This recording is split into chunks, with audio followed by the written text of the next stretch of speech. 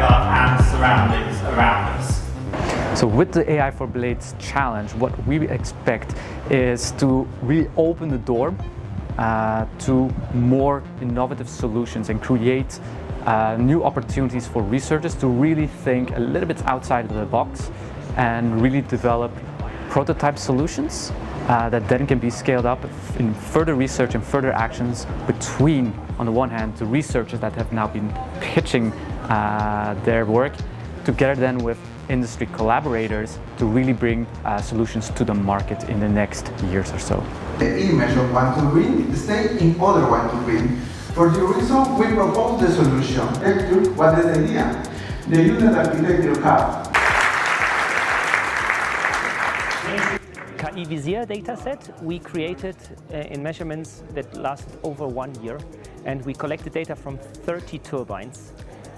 And we always went out to the measurements, combining the visual and the thermal imaging, and we did it from the ground. And that is special, because there's no data set with thermal images taken from the ground of operational wind turbines. And that was and is unique until today.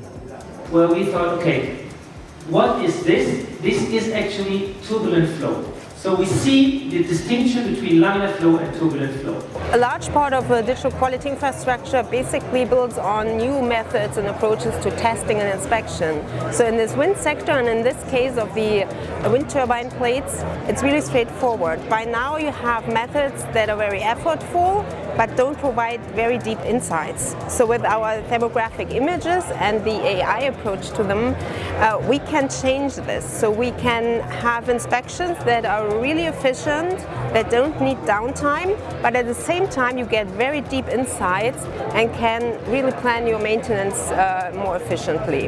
Apply, for example, rotations, apply this type of things. The most challenge is demonstrate that artificial intelligence working with a stable tool system to develop different maintenance predictive models. Few times we can have access to very good public access datasets as KI-VISIR is. And I think the most important thing is that these applications or these methodologies can be really applied on the real world to solve real problems, and many or the industry sector is going to be very interested in. RGB pipeline to thermal data like reverse. For the alignment itself, we propose a very first calibration-free look. So we try to align the visual and the thermal data, which is typically hard because they do not look alike. So basically we just look at the shapes of the blades to help this alignment process.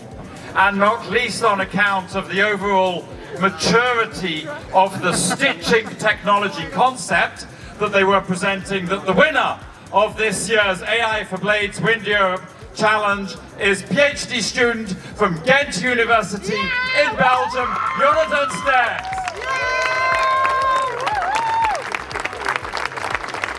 Well done. Well